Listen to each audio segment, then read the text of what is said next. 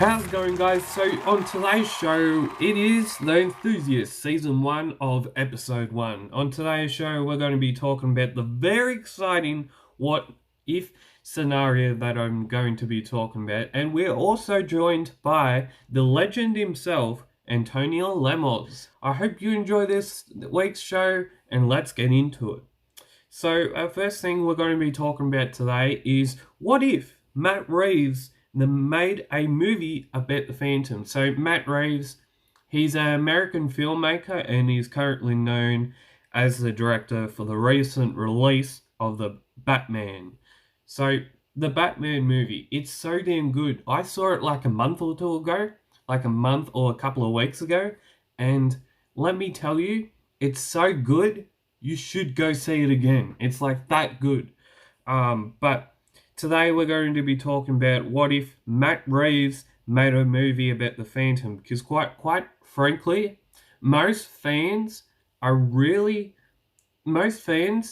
really would like a movie or a TV show based around their favorite character, which is called the Phantom. But one of the things that Phantom fans don't expect, and hopefully one of the things Phantom fans really need is a movie, something they can watch, because it's been, 25 years since the last movie or something happening. Last movie, 27 years, so it's been until 96. 96 was the movie that came out about the Phantom, and I reckon if you had to do a movie or a TV show on the Phantom with Matt Reeves as a director, especially because I saw his movie, The Batman, it was so good. But if you had Matt Reeves as the director and the movie or TV show, if it would happen, it was going to be really good. And if the Phantom was done like that, it would be amazing. I've seen movies, and nowadays I actually take note of the different creative elements that are in movies. I take note of that. But if the Phantom was done in the same way as the Batman movie was, it would be phenomenal. Okay, except with the movie, you would have to watch for the killing and violent aspect of it, because the Phantom, as everyone knows, has a no killing policy. Yes, has a no killing policy. And also, if the photography/cinematography was on point, it would be amazing. We're going to be joined with Antonio Lemos, and I will see you later on the show with a new comic review. And today we are joined by the legend himself, Antonio Lemos. Antonio is a traditional working artist who has been working on cover designs of the Phantom since the early 90s. Next year, in 2023, he will be celebrating 3 decades of working on the covers of the Phantom. Our first question is, where do you get your inspiration for each cover? Well, first of all, let me say that I am very happy to be here. Thank you for inviting me. And in regard to the covers, as you mentioned, yes, it's going to be 3 decades since I started with Frew, and I'm still doing them, but not with the same frequency when I started. But it's a different era now, because you remember that we have the era of Mr. Shepard and the era of Glenford and Dudley. But the inspiration, as you mentioned, comes usually from the episode that is given to you to illustrate. Yes, and you read it, and you think of a frame that actually tell the story. Yeah. The whole story, or part of it, or the most important part of it. Yeah. And then you try to create your own version of that. And you try with different sketches, different layouts, until you think you have a couple are quite there, and you submit them to the publisher, and then, yeah, thank you, fantastic. And then if he approves it, we go ahead and do it initially on pencil and then in acrylics, both the cover and the back cover. I find it's always interesting how I find it how it's always interesting how I get my Phantom Comics from a news agency and on a Thursday, and I'm always pretty damn excited for when I get one, but I find it when it has like the traditional sort of stuff going on, and obviously with your covers, I find it really, really interesting. You have a really, really good cover that you're looking at, and you're just saying to yourself, wow, how has that been done? And just some of the times you're just like feeling, wow, how has that been done? I think one of the covers I feel like that when that had happened, like that wow factor had happened, is when last year, I think it was the second last regular issue, which was done by amazing cover by Alex Tripp, and his cover was basically there was a vampire, and the story was Nosferatu's revenge, and it's one of my favorites. But the composition and it was so damn cool. It just made me go, wow, that is so damn cool. Yes, that is the sort of response that many artists get after working very hard to actually create that cover.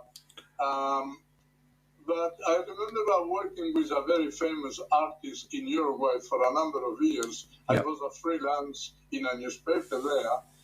And Eduardo Barreto, that you know, and myself were working together. And I remember that Eduardo once couldn't, because he was much younger than me, he couldn't contain himself. And he asked this famous illustrator, how do you do this? It is fantastic. And the man leaned towards Eduardo and very softly said, with a lot of work. And a heap hold of patience. Yes, you need that sort of spark of inspiration, but then to actually make it visible, it takes quite a while, and it's not always what you wanted to do when you start sketching. But in the end, it is going to take form, and it's going to be as close as your vision as possible, and then you submit it to the editor. That I think it's just so cool how everything that every cover artist does is just so damn cool. Now, question number 2 is, in your artwork / covers, how do you construct an artwork, and why have you kept at it for so long? Well, as I said, I think that because I don't have a formal education as an artist, I never attended classes in art or schools of art or anything. I work mostly by instinct, and also because I have been doing this for so long that I am familiar with a lot of scenarios that can be interpreted in certain ways. I was keeping something here to show you because my work with the Phantom is probably the one that is better known. But when you were not even born, I illustrated this book for Australian schools. Okay. That is called A Test of Orange. Yes.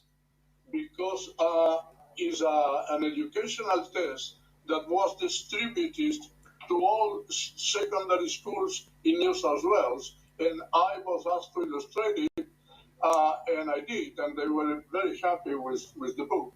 It was 1986. How old were you in 86? You were not born in 86. No, I wasn't even getting thought about. Right, and so, as I said, the book presents to the students a number of scenarios in which things could happen and how can problems be solved. And I have this sort of life in graphic layouts and design for decades. So to me, it's not too difficult to arrive to a solution to an illustration. Not saying that it's easy, but it's not overwhelming. I can manage and solve it. Okay. Question number 3 is, what was it like growing up? Growing up was a lot of fun because we were 5 kids in my family, boys, and 2 girls. So we were 7. And since my father was not there because he died, we were very free. Yeah. My mother was working and we were everywhere, all the time, mostly in the river. Yeah. Playing games and having adventures and blah, blah, blah. So it was very, very good. It was the growing up of a poor boy.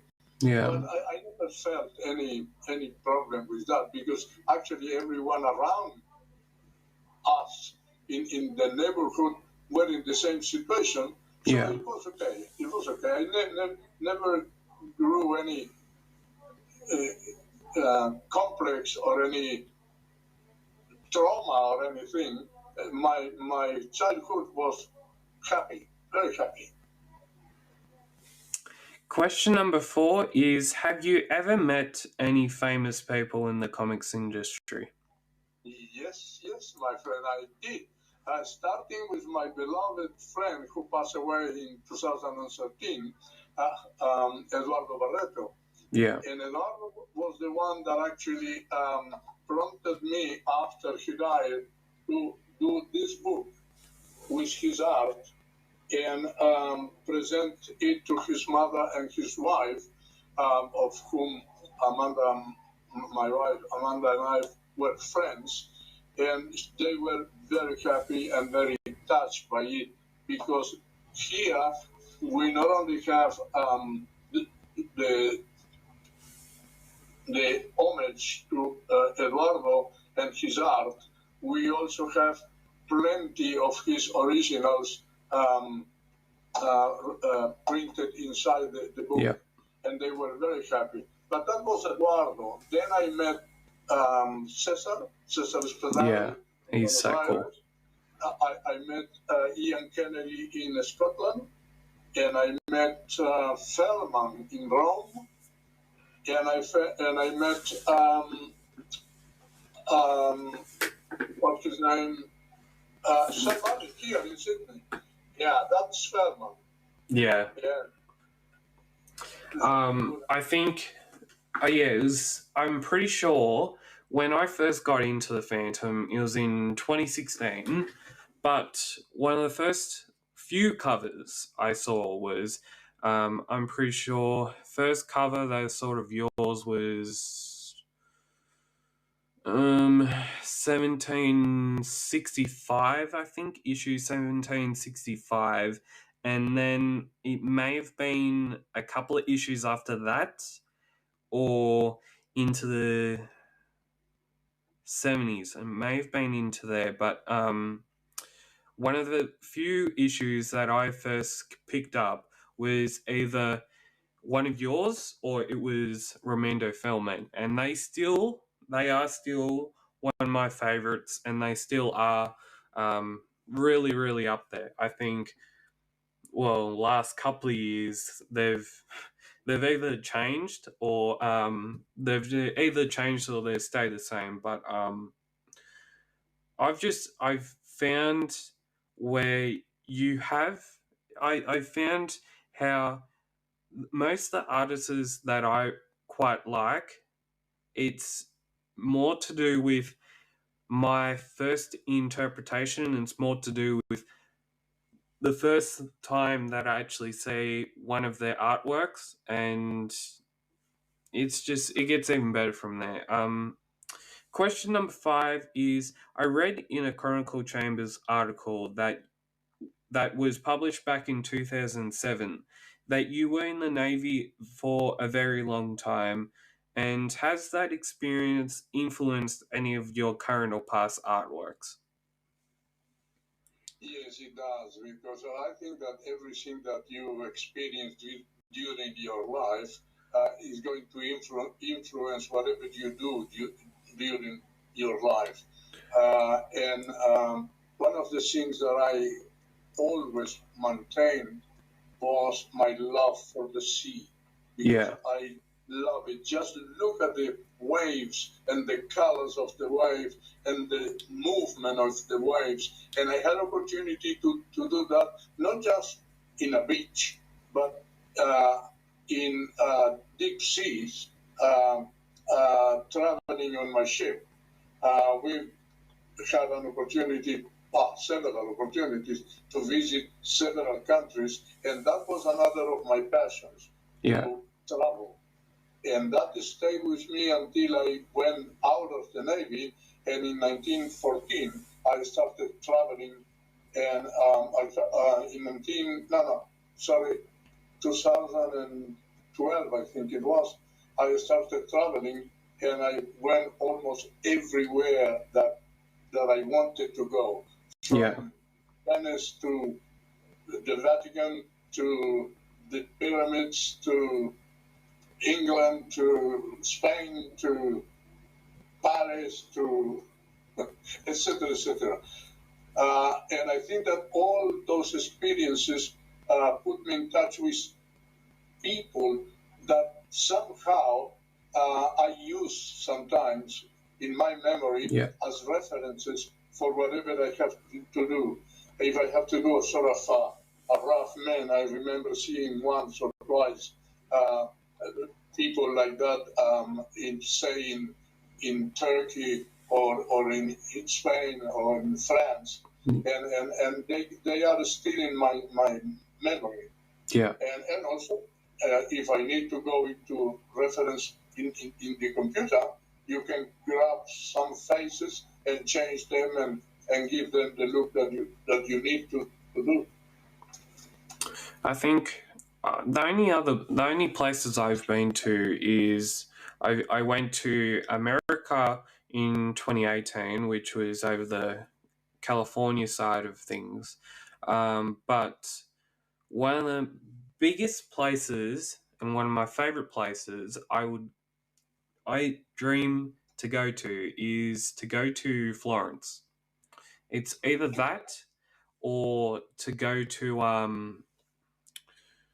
I've always wanted to go to a place where you have that I'm pretty sure it's in Washington DC, but you have the big um, the big Abraham Lincoln statue that he's sitting on the steps. New York? I think so. I'm not too sure because I haven't actually been over that side yet. The Lincoln Memorial in Washington, I went there. Yeah. Yes, and did you go to the Arlington Cemetery where Kennedy is buried? I haven't been to there, but I would like to. Right.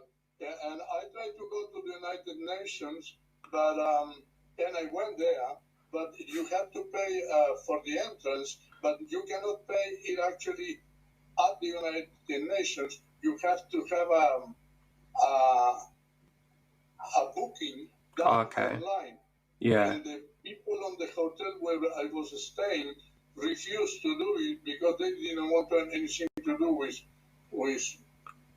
bookings or anything that were not the work of the hotel. Okay. But I went to the United Nations, I took pictures there, but I didn't enter inside this time.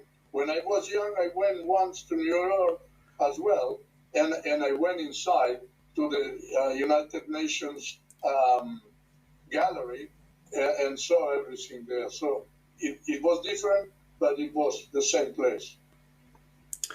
Thank you, Antonio Lemos, for joining us on today's episode. And we are now going to be getting into this week's comic review. Now we're going to be getting into the 2022 Phantom Annual. And I'm sorry, I'm really sorry about how I just been trying to get through this. If I got through this, every other comic would be easy.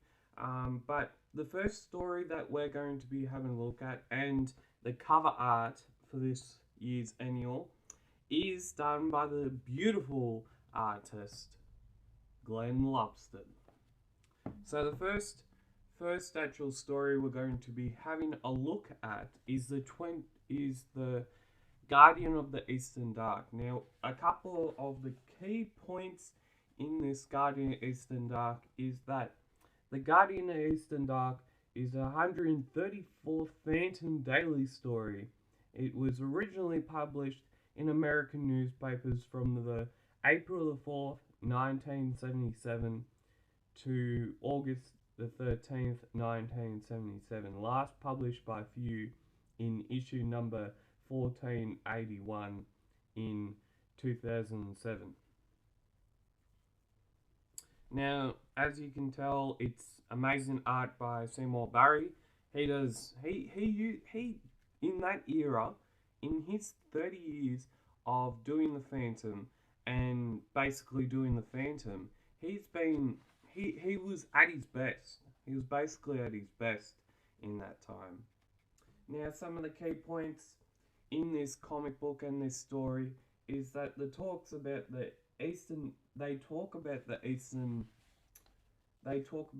the Eastern Dark's origin and the introduction into their past dealings with the Phantom. As we can see right here, the ninth Phantom topples the demon god called Zal. Now, this demon god that is called Zal was basically offering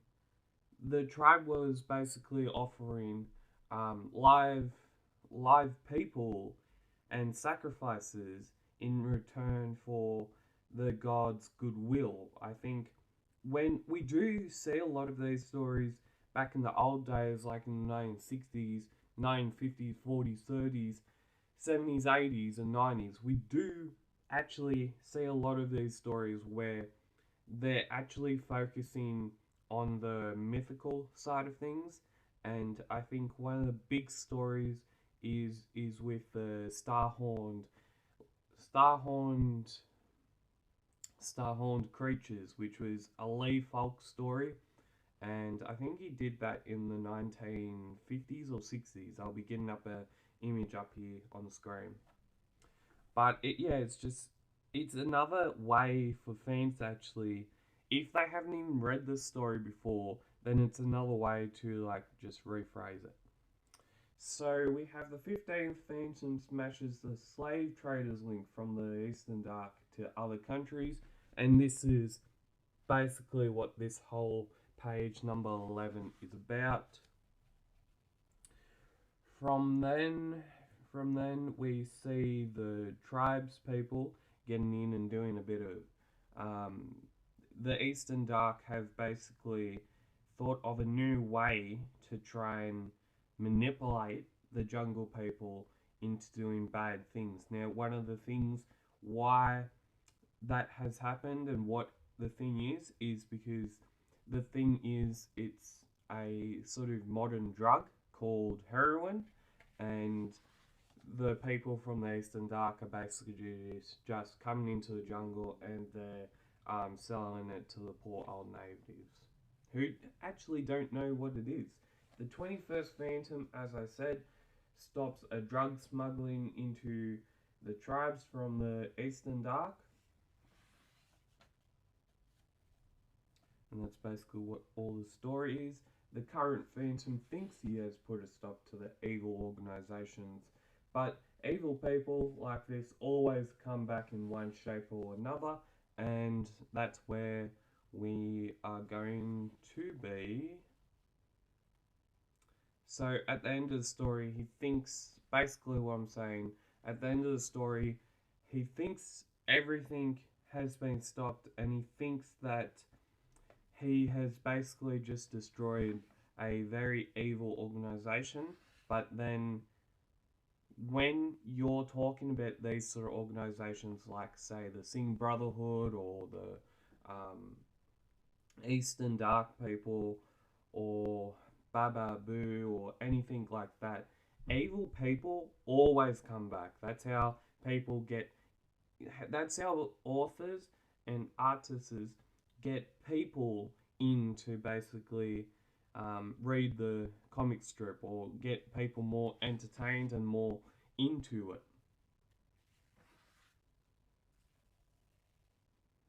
And so, yeah, it's, I reckon if you haven't read this story before, it's a very good story to start with.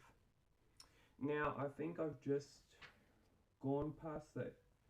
The next story. So the next story was supposed to be the Eastern Dark. The key points of that is the Eastern Dark are back at it, trying to smuggle people from conflict areas and brought into the jungles of Bengala, hoping to find a better life, but are in fact left for dead in the jungle and trying to basically survive in the jungle without having help.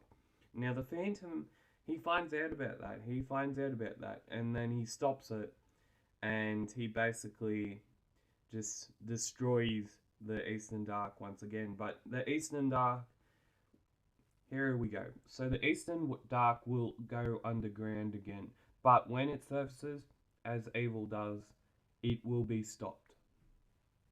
Now the Phantom, he puts a stop to this evil practice and still thinks he has stopped this evil organization. Now the next story is the Eastern Dark of Janora.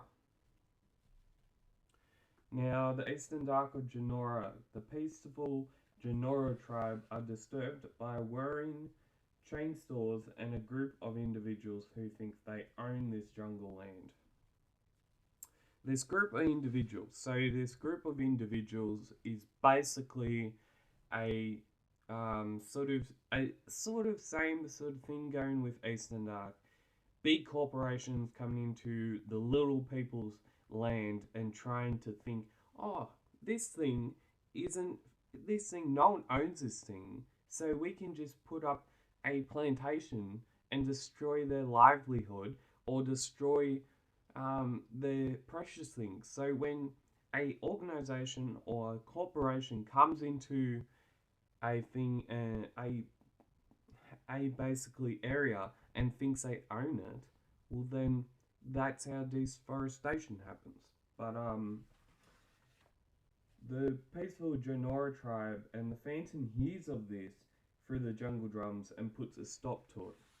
And then when the Phantom scares the living crap out of the people that are actually trying to destroy the peaceful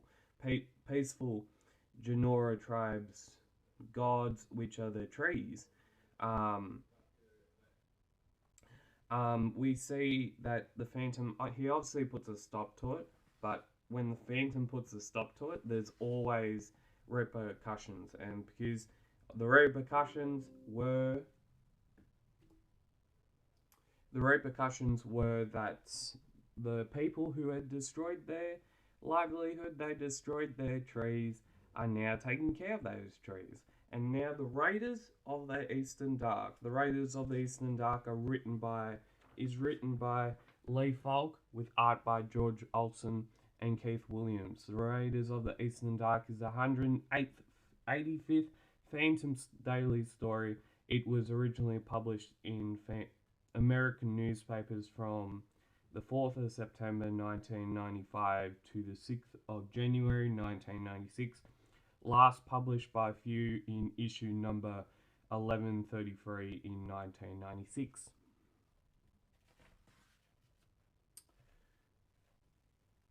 So in this story, we are now going to be talking about the Wambesi are hosting an end of harvest and celebrating another year without disturbance from the Eastern Dark. Evil, exiled jungle man with a help from the descendants of the Eastern Dark forge a plan to ruin the celebrations and steal the Wambesi's gold/wealth in the meantime. Now, upon the jungle people actually doing this, upon the exiled people they're actually doing this, like the exiled jungle people are basically from tribes like Wambesi, the Lonago people, and I think they've also got white people in there, which are actually descendants from the original Eastern Dark people. And so these descendants think, oh, we can act as our descendants. They go into the jungle, they try and steal the Wambesi's wealth and gold, but what they don't know is that there's something called a phantom. So the phantom actually, quite harrowing, stops that, and then basically the bit at the end where the intruders are saying, oh, but where's the gold? The gold is supposed to be here. And the funny thing is, the day before they had actually had to go and try and get the gold, the Phantom actually warns Wambesi tribe's chief to try and move the gold, but doesn't want to. So when there's a people that come into the jungle thinking they will be able to get easy gold and easy wealth, the Wambesi actually hide it, and it goes into another hut under some hay, which is quite funny. Like, I feel like when we actually talk about these sort of stories, it's quite funny how Falk is actually able to put a little bit of humour back into the comic, which we don't actually see that much of. So the next story is the Dark Pirates. There is a terrorist attack on the neighbouring country to Bengala's president, and the Phantom is sent to the terrorist capital, the modern Eastern Dark, where there's all varieties. So there's drugs, there's guns, it's basically like a terrorist haven. And so when the Phantom is travelling to the modern Eastern Dark, but nothing as it seems, because beneath this modern city, there's one-stop shop for terrorists. The Phantom meets the Prince of the city and encourages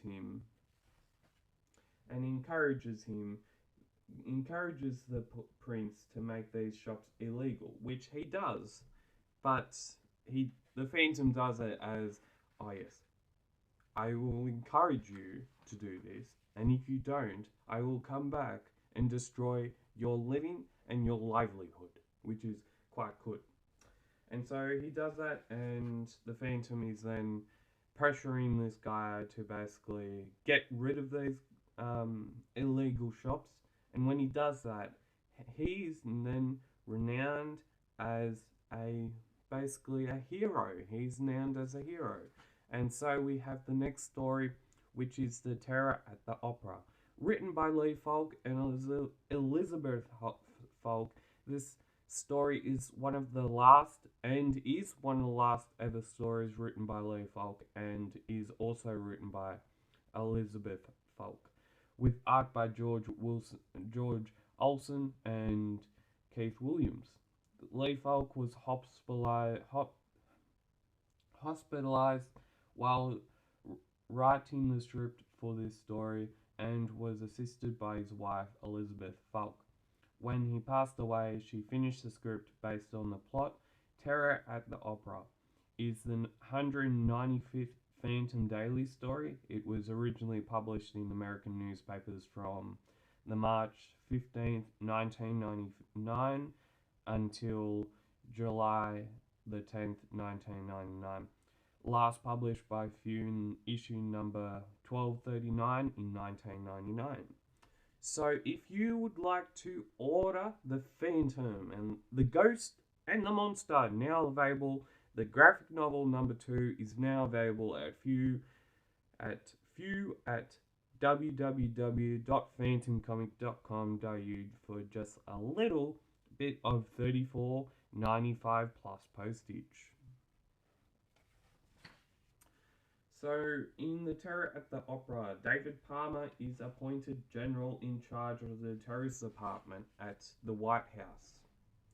They find out that there's going to be a terrorist attack, and the bomb is in a briefcase. Now, as everyone knows, and if you should know, that Lee Falk, he was really big on plays, and he actually wrote a couple of plays based off, I think, him just writing stuff. But he really liked opera, and this story is all about opera. It has everything you want to do with opera.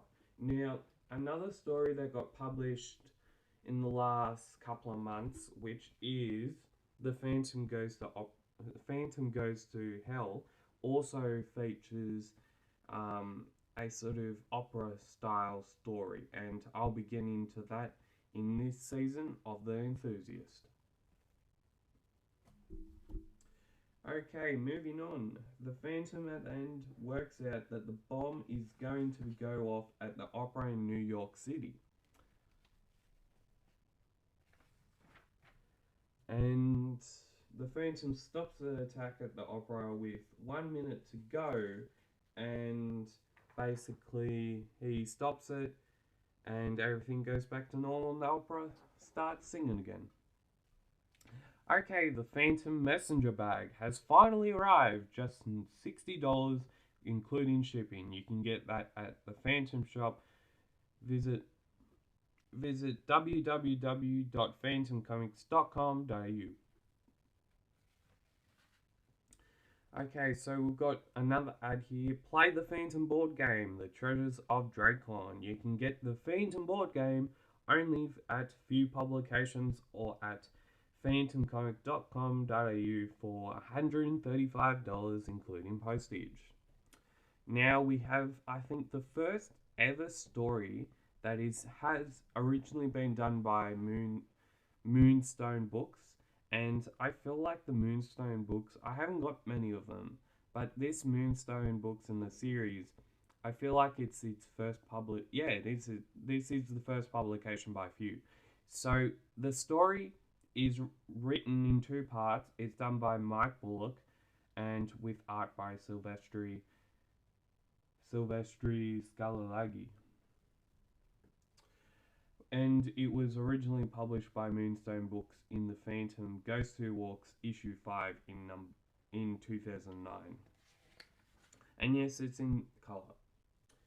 So, the return of the Eastern Dark, the key points on this, there are women, men and children going missing by a mysterious group of people who are trying to make the tribe's people scared by faking them into believing that they are being offered to the great god Zal. So, as everyone knows, previously in this book we saw the origin and the basically introduction to the Eastern Dark people, and the tribe people are basically getting, they're thinking, oh, this evil organization is back, it's going to take everyone, and no, it's not back, it's a fake plot. And what actually happens is, but in reality, the captured individuals are being scanned by an MRI machine, yes. And it gets even stranger with the Phantom and his accomplice figuring out that there's even a bigger organization is using the body parts to use for evil purposes. And as we find out in part 2, the story is to be continued in future issues from Moonstone Books. It's like, it's so good that we get to see these Moonstone books, because if you're like if you're from another country and you don't necessarily can't buy Frew Comics, but you're able to buy Moonstone books, that's even better. Like, we have the next story, which is The Return of the Eastern Dark Shameful Trade, and it's a new story. It's done by Duncan Munro and artist Daniel Otto. Letterer is Alan Ho, and the editor for this is Glenn Ford. So in this story, the story is beautifully drawn and written by Duncan Munro, as I said, and the story takes us back to an earlier generation of the Phantom. A young Kit is the center of the story, with himself and his fellow children to escape from an organization who is trying to take slave trading to the next level. The current Phantom of that time is offered a problem to fix. Yes, to fix. Where is it? Here we go. So the current Phantom is offered a problem to fix or save himself. And what he does, he uses his brain power and overcomes the challenge and basically saves all the children, including his son, which is just pretty cool. And he obviously takes this guy, who, as we know, won't be named and will be getting into custody. Okay, so we've got that book done and dusted. My rating for this comic, it was pretty good. The book was pretty good. I, however, didn't read this because I don't usually like to read the replicas, but I just like to see where the replicas are going, and it just looks so cool. And Frew, again, have done a great job. Some of the things that I noticed a tiny bit that didn't let the publication down is the punctuation and the typos. Some of the artwork used on the paper was smudgy and hard to read / look at. Things I would like to see. Articles like the article that was at the end of the first part of the Moonstone books. Articles add interesting accounts on how another writer has described certain points of this story, or on other topics related to the story, or stories that are read by the reader. I rate this book 9.5 out of 10. If you would like to support PhantomCave reviews, you can by subscribing and comment, would you like to see a movie done by Matt Reeves or any other director, and what story would you want, or TV show episode. And as always, keep Phantom Caving, and we'll see you next time on the YouTube channel.